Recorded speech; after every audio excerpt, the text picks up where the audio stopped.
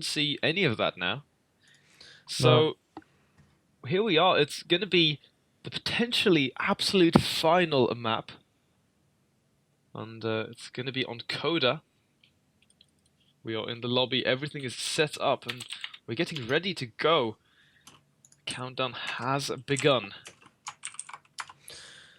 So right now, we have the second match. So Coda, interesting to see Coda right after...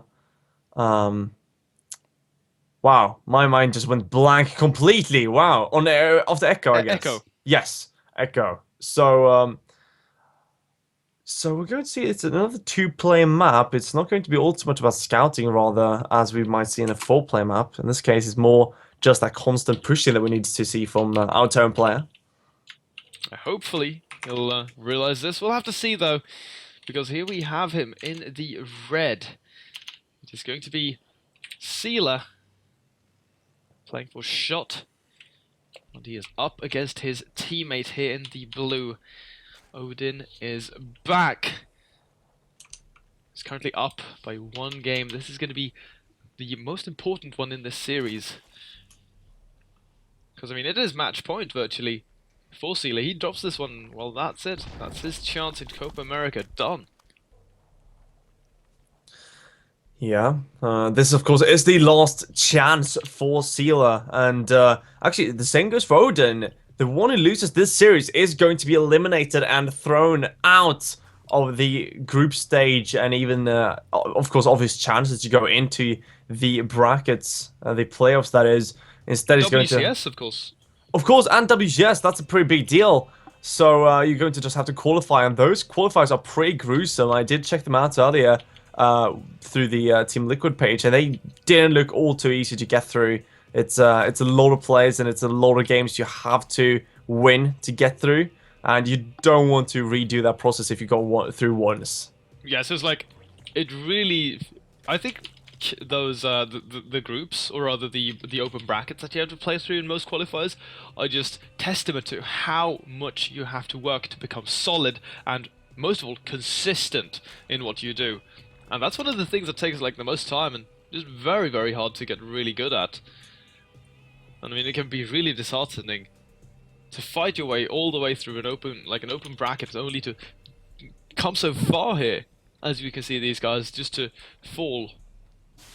Two teammates, even. Yeah, especially that. I mean, Yeah. I think it'd personally be more salty if I lost to a teammate than to just some random guy. I don't know. I remember, even if you beat him every other game you ever play with him, he can still tell you that he beat you in the Copa America and he got himself to the round of 8. And Oh, like, that'd be maybe even in WCS. Oh, that would be so annoying. Oh, What a slap to your ego. it's like, have you ever had WCS points? It's like, please, not today.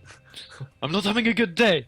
Not Shut today. I'm not in the mood right now. But like, well, I remember back when I faced you in that decider match. Like, please, just Like, don't. and then like, imagine your family hears about it, and then your mother goes like, so how many WCS points do you have, son? Like, none. Actually, like when you meet your girlfriend's parents for the first time. Oh, And yeah, then, like- they ask you, the first thing they ask you, so what's your WCS point standing? It's like, well, about that, it's like, don't tell me you're one of those people. It's like, well, I don't have any. I was Not close. even challenger! Though. You are not worthy! And then they throw you out, and then you, like, just end up alone. Yeah, I guess so. Well, Like, you continue playing these online cups, you try to qualify, but all the time you run into that same guy, and he just constantly keeps beating you. well, that sounds really awful. What a sad drama film about esports. To be honest, something sad as well. That drone actually went down, and that drone had a family. No, So no, he didn't. you don't know that. You know nothing about that drone. He was a single child, and his parents were deceased. Okay, well in that case, I guess it's. I guess it's still pretty sad though. That's even sadder, maybe. But, well, to be honest, that Reaper does get initial kill, and well, see, Only one. Yeah, only one kill. But right now, Odin is going to be completely walling off here. He should not be taking any more damage from this Reaper. But he's just going to scout here, waiting for the drone to build the third hatchery, which might not even come. Well, you know, double gas, triple gas, Roach War, and there is only one thing this is gonna be. And Odin, he wants to end this series right away. Now, Cealer decided to go for a pretty quick stim. He's not going to that kind of Banshee play, so he's not going to have the Banshees against the Roaches. Now, That's gonna be a big deal. exactly. Now, the big deal is this as well. The Another big deal. Banshees are always, exactly, a lot of big deals today. So, the Banshees will give you constant damage against the Roaches. He sees it! The Roach Warren! The Reaper got in the main. He got the scout, Alex. Okay, so now he knows that he needs to get those Marauders out. Okay, there we go. Right away. Goes into Marauder production instead. Double Widowmine production. And, well, now he just has to build more bunkers. So what I was about to say is, the build he's doing is actually better than the Banshee build if you build a lot of bunkers. If you don't, though, the Banshee build is actually more effective in dealing with this. So, going to see if Odin actually decides to now go for a lot of Roaches, or if he just decides to transition out of it. Well, he starts a lair and only goes up to 8 right now. Has some supply free, so maybe he's going to try to look for that third base. Well, he's sending these guys across at least. So he's going to try to go for a little poke.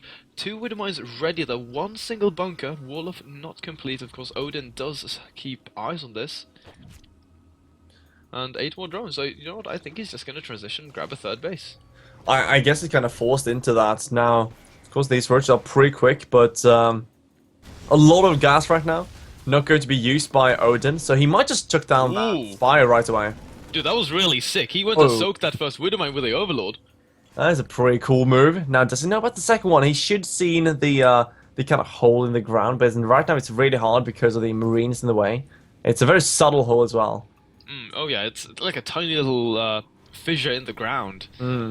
I think it's like, if you play on low graphics, it's like almost impossible to see. Yeah, I think so. But, well, we do see that's really early Spire. And Roach speed does come down with double Evo. So, either Odin right now is going to go into Roach Muter with like 1-1 started, which would be crazy cool. Or he's just going to be boring and pretty clever as well, and go into standard behind this with 1-1. And it looks like that is going to be the case with the Baning started now. I mean, it would be the safer option, to be honest. The more sane option, even. Yeah, that as well. More sane and safe. Yeah, not as entertaining though. Can think of us as well. Think about everyone who's watching. You know, like. Yeah, so self-centric. You know, just focusing on winning this game. How dare he? You want to win? You want these WCS points? You want a girlfriend? I can kind of get behind that. It's fine, Odin. Well, Odin's going to do his best. That's what's most important. Of course, winning. Winning's very important. What's the most important? Winning or doing your best? Winning. Oh, okay. There we go. Any more questions? Like meaning of life? No, Winning. That's how it is. That's, okay. You heard it here first. Yeah. So meaning of life is, by the way, 42. If you're wondering, that's the first rule of everything. If you don't know that one, no, I don't even know anymore. But okay. So right now, Odin he has his first initial Roaches that he's kind of just controlling the map with. You can't really do too much with any Hellions. But here's the problem.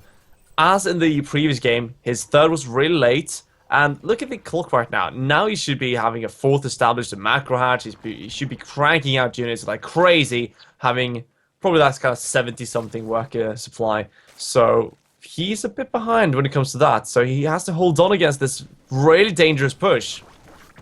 Yeah, bailing speed is not done yet. We'll see though. Will Cealer give him enough time? One Marine does dot on forward, and he's gonna perhaps look to go for that engage before bailing speed finishes it on creep. With that upgrade, makes it a lot harder for the turret to fight, but he's gonna be stimming on forward. Still, no bane speed. If the kiting of focus fire is good, he's gonna be in great shape, but no, ends up soaking a lot of that fire with his Marines, and that's not what you want to be doing. He's gonna go and lift up into the main though, and this is actually a very good angle for this bio to fight on.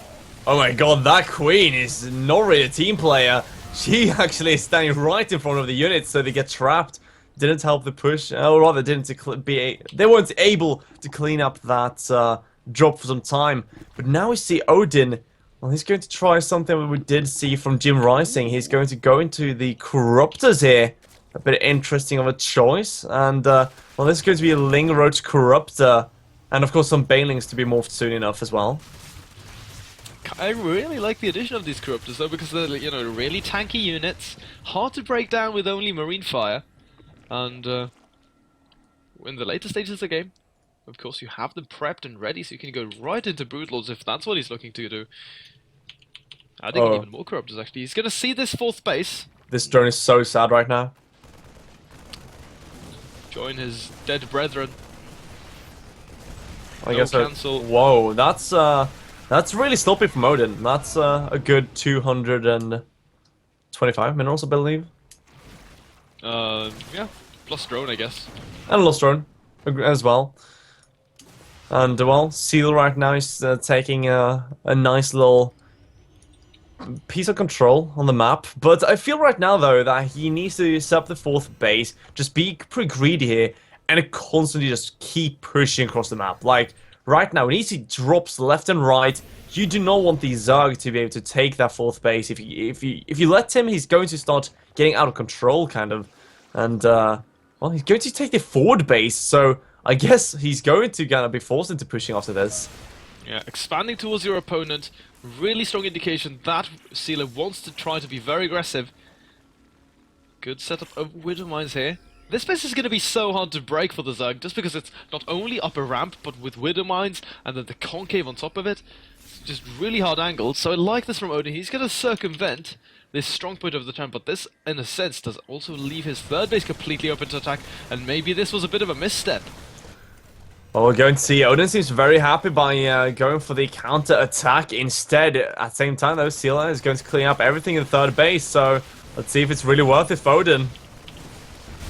Trading bases actually kills the command center. No reaction there from Cealer. This 3rd hatchery is still going to stand because we have units streaming in, so they will be able to clean up this attack. But Cealer, though, he actually lost that base. That's so important. Massive Widowmine connections, though. Yeah, really important they got those, because as you say, not killing that 3rd base is really bad for Cealer. Although being on the same amount of bases now with the newer setup, it's still not really worth it, because he got cleaned up and he doesn't have the biggest force at home. Now, of course, Banelings offer creep against Marauders with concussive shells, not the best combination for the Zerg player. But at the same time, we do see Odin just catching up his supply again. Remember, a lot of that is in roaches, so it's a bit kind of misrepresenting of how great his army actually is. Oh yeah, that's true. Like, so the roaches can be very deceiving in terms of supply. You think that you're miles ahead, but roaches kind of start falling off in the late game. And if he gets trapped on continuously making them, he's going to be in a bit of trouble. Nonetheless, he's already got a fairly good count, so hopefully he shouldn't be making any more. He needs to get those Banelings up there. That's the key unit here. If he can keep this space, he's going to be in pretty good shape, but already bad start with those Banelings connecting to Marauders. Well, a few roaches will be going down. Need to see some Banelings coming out here. Had only 1 in the main army. 29 links, though, out on the map. Not really doing too much, so probably need to see them being morphed into Banelings soon. Now, here's the problem. Without the Mutas, we don't really see the counterattack possibilities into the main base that we otherwise would see. And these Corruptors can't really be cleaning up Widowmines either, so the Widowmine number is actually getting pretty ridiculous at this point. Actually, okay, it's just 7, but we see 3 at a time, so in a few minutes it's going to be like 13 or 16 if it doesn't clean up anymore. Yeah, that gets really hard to attack it. Once again, though, he's going to circumvent the Terran army. He's giving up his 3rd base, and, well, he breaks down the 3rd once again, forces that cancel in the command center. He's continuously moving towards the front here of Cealer, who actually starts sending some of his units back. His actual standing army here, the Terran army, is fairly small. That's pretty true, but at the same time, though, he's almost the same supply as Odin when it comes to overall army. And, well, remember that the roaches aren't really that supply effective, and the defending army at, for Cealer is actually going to be enough to defend his main base. And as he pulls back now, he's going to be able to be 3 base against a 2 base Zerg as he keeps on shutting down this 3rd base of Odin. He's gonna kill this base to the right-hand side. Doesn't know about the secret one to the left yet, but I mean, it's fairly easy to find. It's worthwhile noting as well that the Carapace is really late for Odin right now. Oh yeah, +2 is going to finish as +3 weapons complete here. Nearing the 20-minute mark. Oh, actually keeps that hatchery alive. A bit of a misstep from Cealer, not going for the killing blow on that, but he's sending a medevac onto that location to finish the job. Nonetheless now, both of these guys dead even in terms of supply. Workers also very even. It's going to come down to these Widowmine connections and the splitting. And of course, Bailey connections, nice there. Preemptively sending a couple of links out to soak those mine heads. Wow. And already getting some fairly good connections. The Bailey's rolling on forward.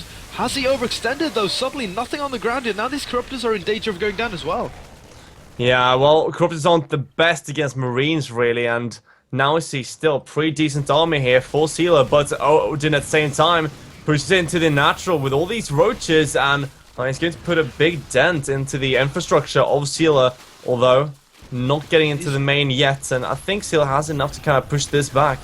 Yeah, this is a bit of a mistake here from Odin, not going right up into the main, because if he can get right on top of the production of the Terran, start killing add-ons and maybe killing units as they trickle out, he would get some great value out of these roaches, but now they're going to just take pretty much the worst trade that they possibly can.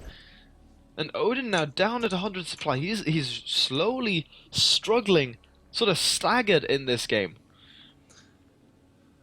Yeah, well, the first game looked a bit shaky until he got that late game composition out, but right now he's not even looking to that late game. He doesn't even have Infestation Pit or Hive, so there's no way to really get into that Brewlord Ultralisk composition. And well, with these Corruptors, they're just not worth what he spent into them. Right now, we see Cealer starting to push it forward, and he's doing his fair share of damage. No, he doesn't even care. It wasn't splitting, and Bailey's just connecting with Marauders. Odin dropping behind below 100 supply, and that's going to be it. He's going to be forced to tap out in game number 2, which means we're going to be jumping into a very final map. It's going to go to the ace game here in our up and down match, the last final deciding series to see who will be advancing on into the rounds of 8. Yeah, it is called Deciders Match for a reason, everyone. And of course,